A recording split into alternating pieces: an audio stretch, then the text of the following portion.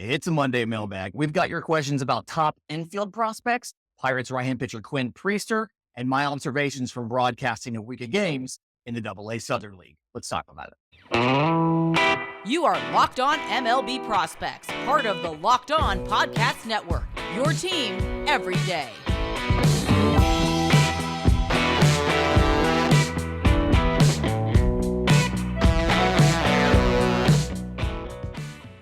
Yes, welcome on in to Locked On MLB Prospects, your home for all things minor league baseball. I'm your host, Lindsay Crosby, freelance baseball writer and podcaster, and thank you for making this your first listen every single day. We're probably part of the Locked On Podcast Network, where it's your team every day. And today's episode is made possible by our friends at Game Time. Download the Game Time app, create an account, use promo code LOCKEDONMLB for $20 off your first purchase.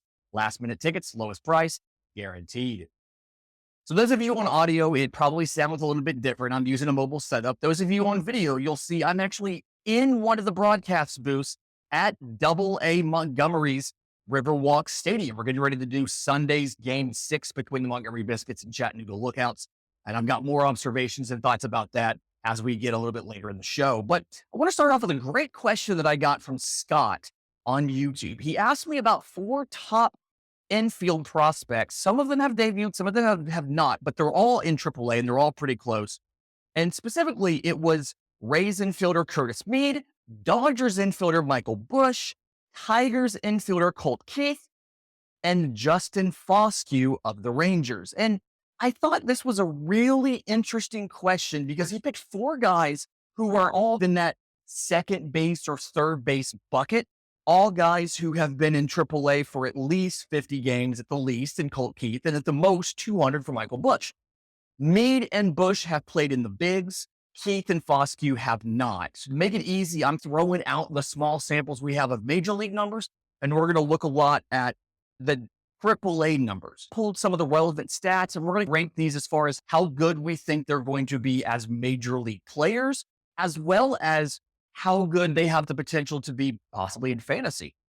So the first one, Curtis Mead of the Rays, fitting that I'm in Montgomery, AA affiliate of the Rays. Curtis Mead was here for a while in previous seasons, but 84 games in AAA divided across multiple seasons. I'm just going to give you their collective stats in AAA for this exercise. I'm not going to try to separate what's been done this year versus previous years. So 84 games in AAA for Curtis Mead. 297, 384, 514, 12 home runs, 43 extra base hits, 45 walks, 267 strikeouts, and 5 of 7 on stolen bases. Really interesting player, and this is true for a lot of these guys.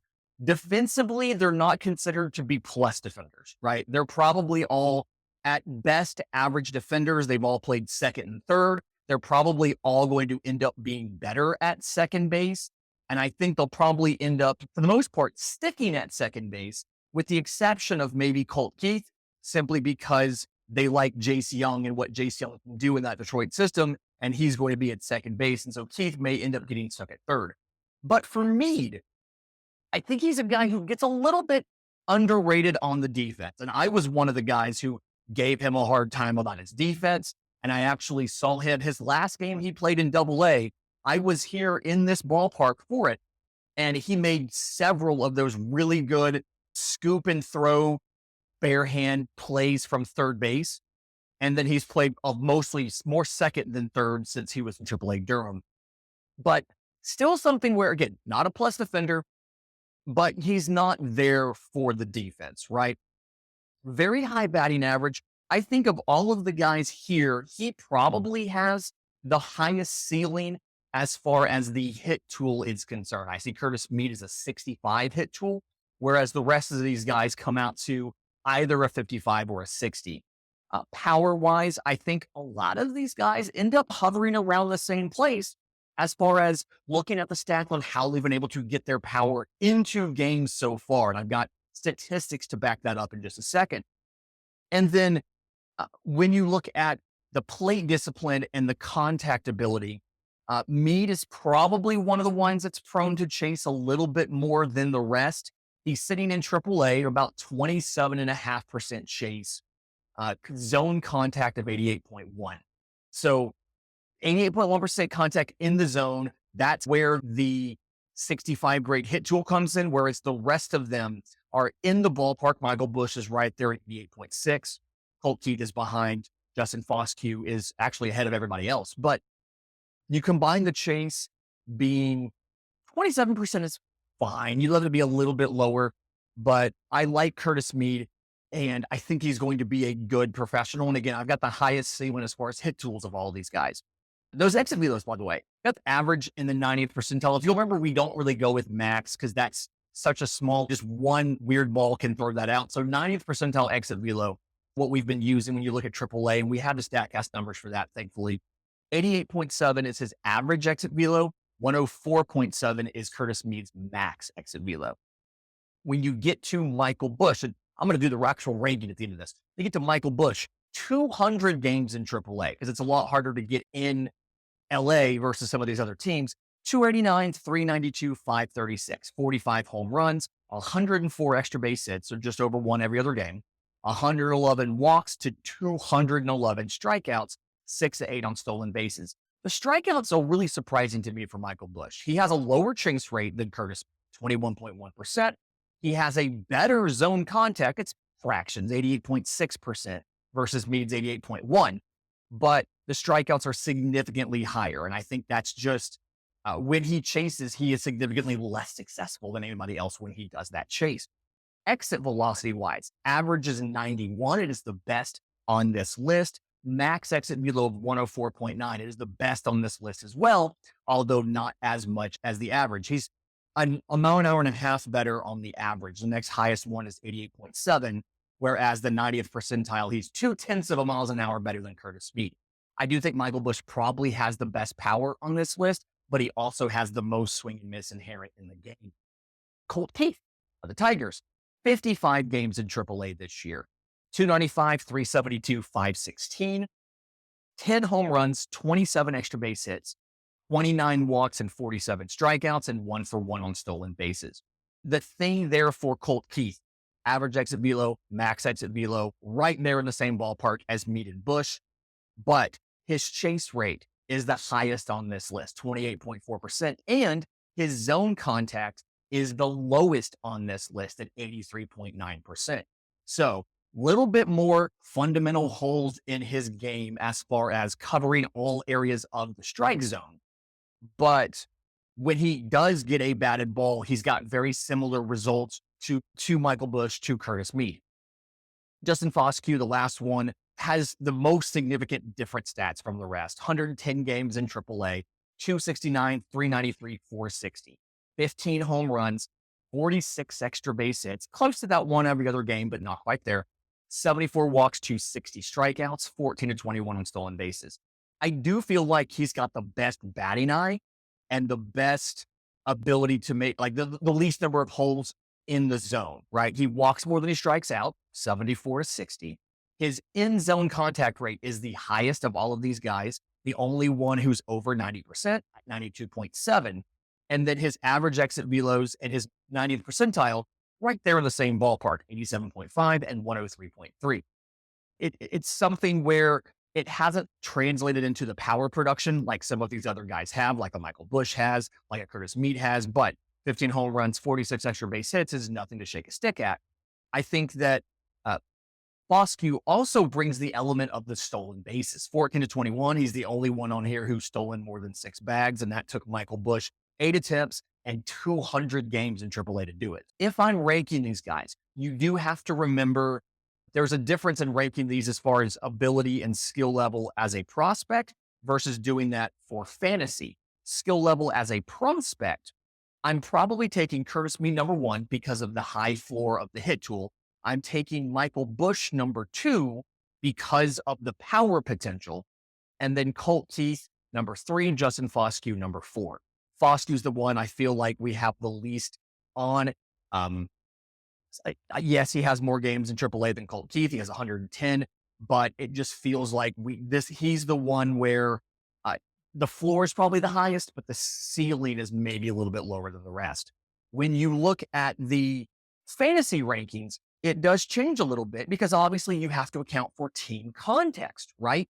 This is something where Michael Busch It's going to be harder for him to get into the lineup, but it's a much better lineup than you would see in other teams. Tampa Bay, same thing with Curtis Mead. Very hard for him to get into the lineup. Colt Keith, when he gets into the lineup, he will get more consistent playing time.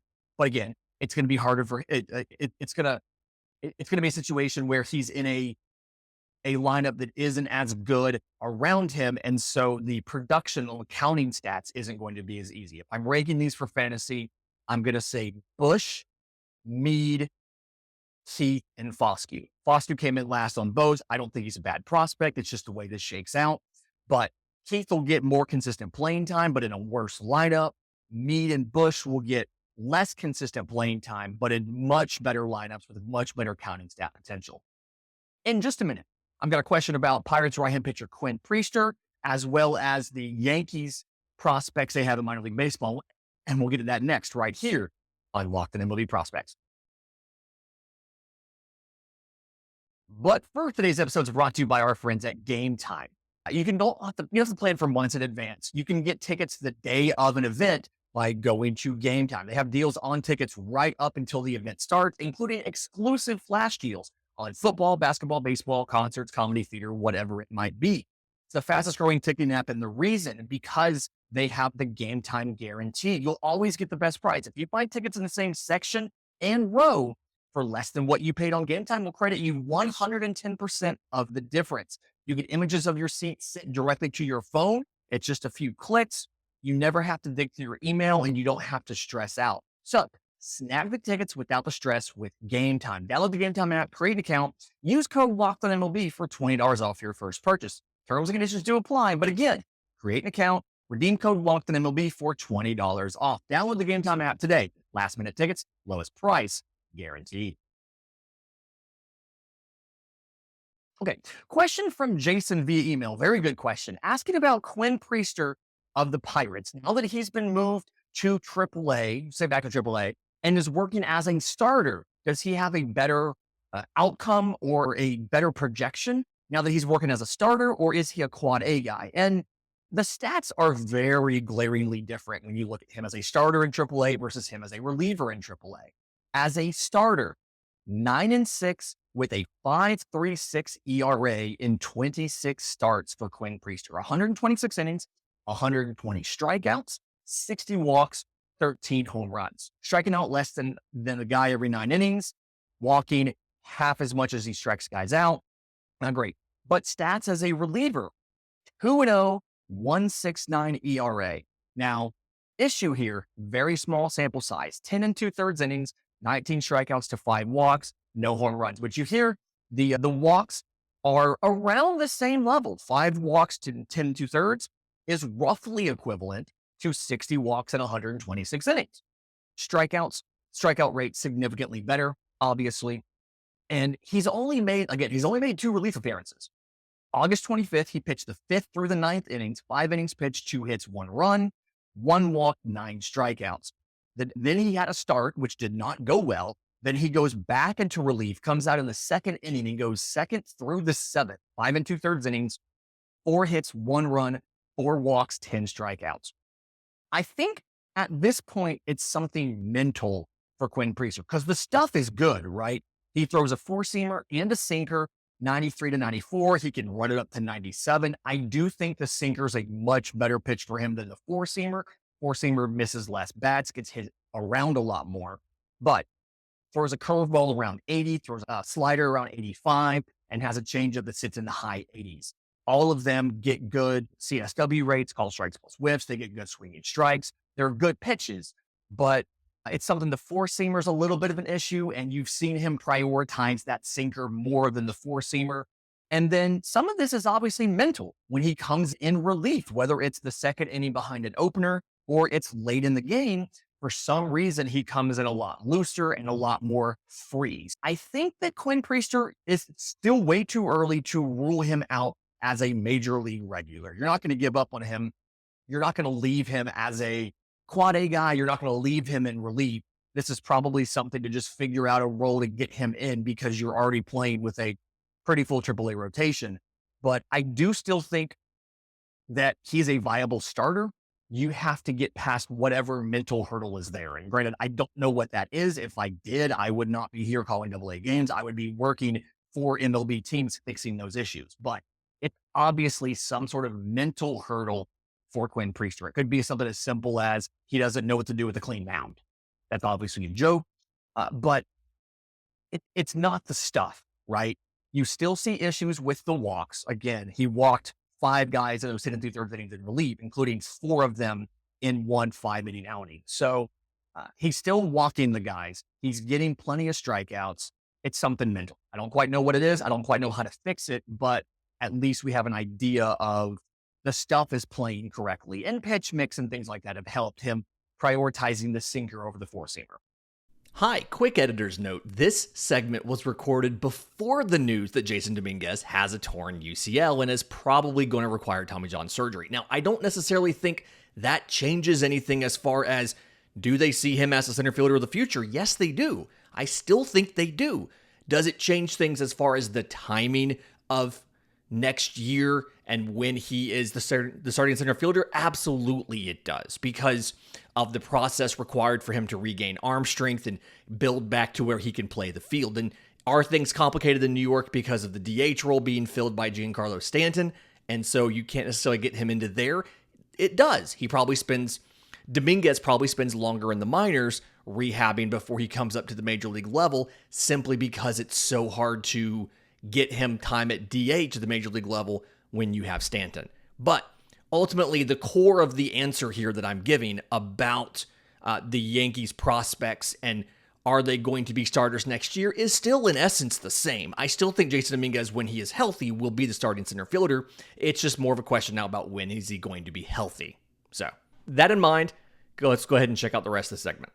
Another question, got it from YouTube. I didn't quite write down who it was. Sorry about that. But asked about the Yankees prospects who are playing. What are their odds of being starters next year? And which pitching prospect do I think is most likely to succeed from the Yankees organization? Let's do the pitching prospect thing first. I think it's Chase Hampton. When you look at what Chase Hampton does, obviously everybody has the fastball. His fastball's fine, but I like the slider and the changeup both. And the big thing to me is the changeup is able to be, it's effective on hitters of both hands. So both lefties and righties, the changeup is effective. And to me, that's one of the big issues when you see a pitcher who first comes up is how does he handle guys of the opposite handedness? And even here in AA, I've seen them stack up lefties in lineups because they know that this guy or that guy struggles with lefties or doesn't seem to have confidence in that third pitch. Often a changeup, sometimes it'll be something like a sinker, trying to be able to get out lefties. So the fact that he can handle both lefties and righties makes me feel good, and that's probably the guy that I trust the most. Now, of those 4 prospects who are up this year, I'm not counting Anthony Volpe in there because he's going to graduate rookie eligibility. He's been starting all year. But Jasson Dominguez, Everson Pereira, Oswald Peraza, and Austin Wells. Dominguez has been playing in center. I think Dominguez is your center field starter next year, barring some sort of catastrophe. He's looked like he's not overwhelmed. He had a couple home runs in his first couple games. He has played very well. He is confident. He is handling the challenge okay. Now, obviously, MLB is going to make a big adjustment to what he's been able to do and what he struggled with. And the question will be, how does he respond to that adjustment? That's obviously something we have to figure out. Everson Pereira in left. I feel good about Everson Pereira as well and what he's going to be able to do. I think they're going to give him the bulk of the starts in left field, provided somebody's not signed in free agency. And I think there's other places to spend the money other than that. Number 1, Dominguez, I have the most confidence in being a starter next year. Pereira at 2. After that, Oswald Peraza at 3rd.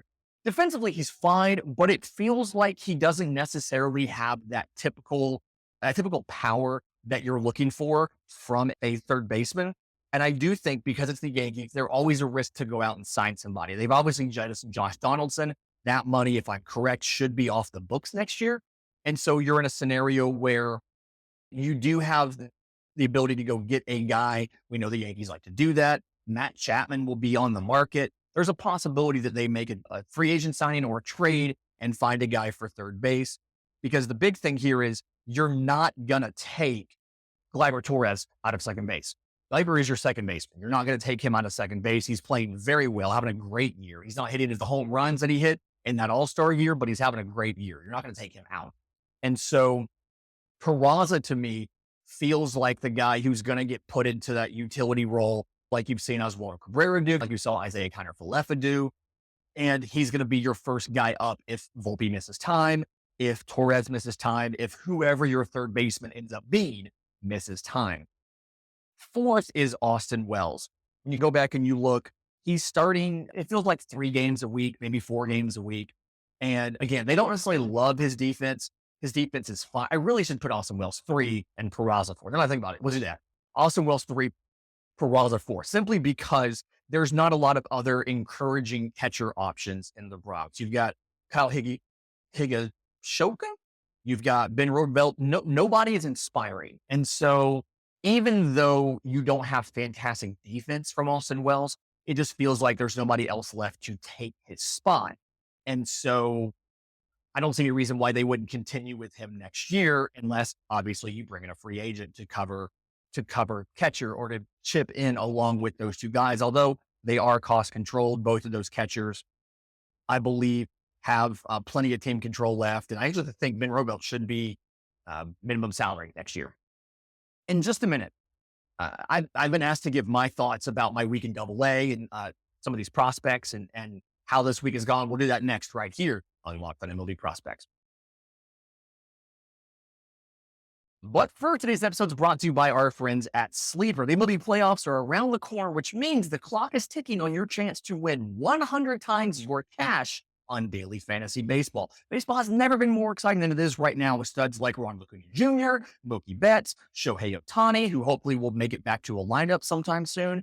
You just pick more or less on stats for those stars, like home runs, hits, strikeouts, and more, for up to a 100 times payout on Sleeper. You get your picks right and you can win big. So use promo code LOCKEDON. You'll get up to a $100 match on your first deposit. Now, terms and conditions apply.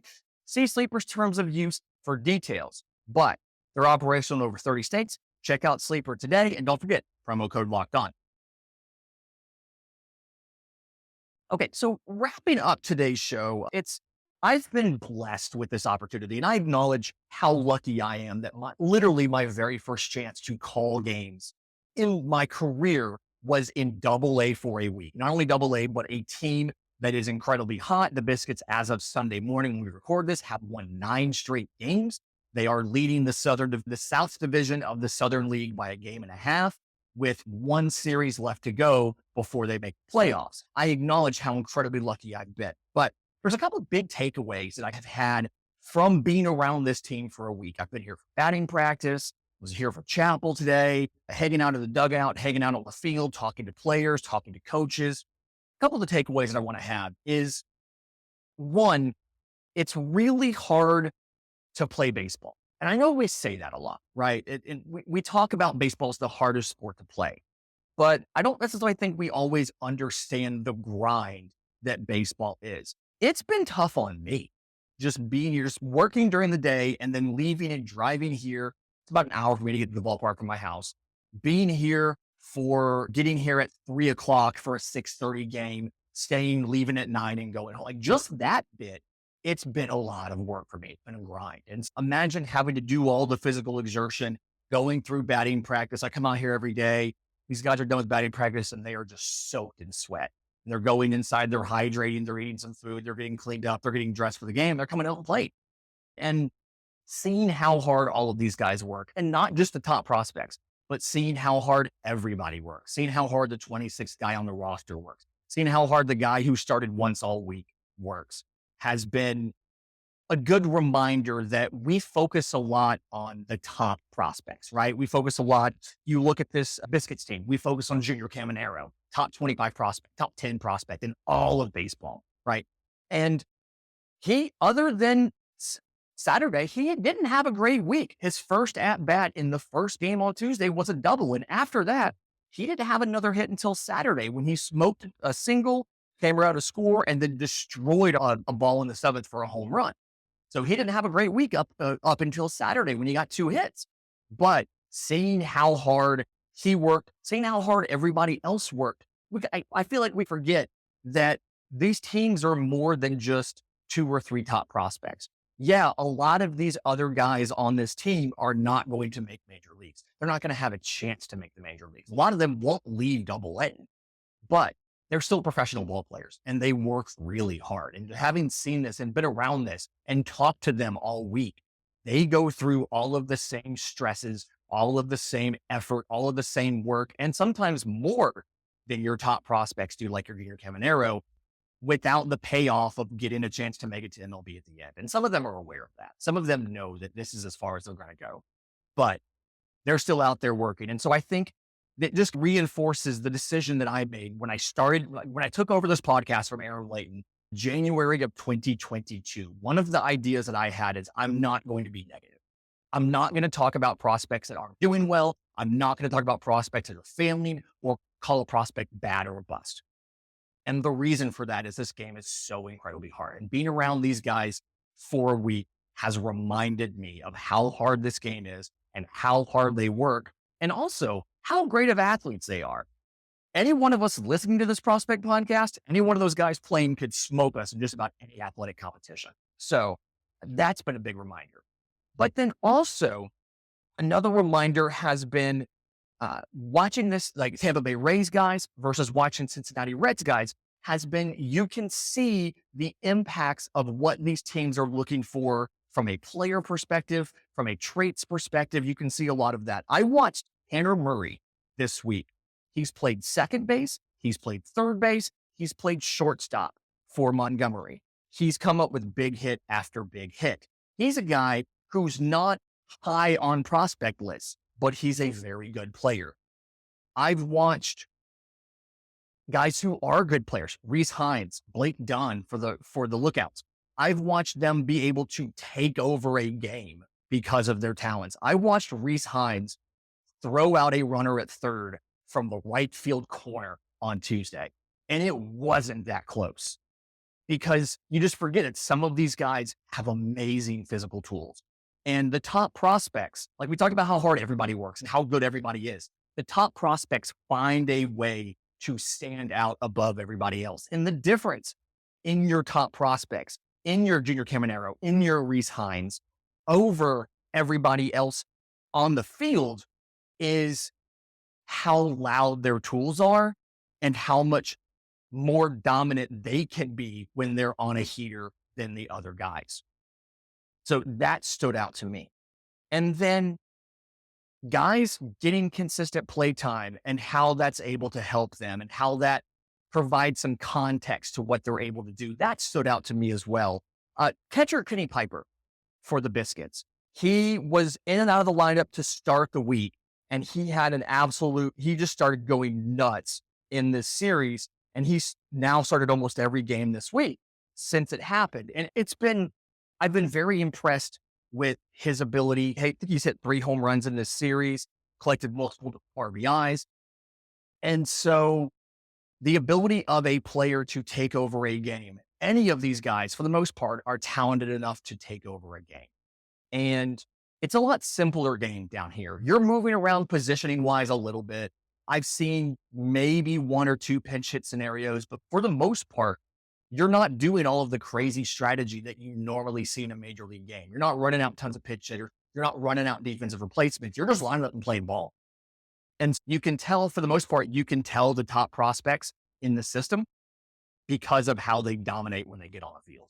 So that's some of the big takeaways. And then also, play-by-play is hard, you guys. We do it at home. You do it when you're watching a game and you think it's easy. And then when you are the person responsible for it, it gets surprisingly tough because things are happening so fast and you have to keep track of player names and numbers and stats and exactly what's happening and who that ball went to and who's making the cutoff and who's coming home. It is surprisingly tough, and newfound respect for broadcasters this week as to how hard it is to do this on a consistent basis.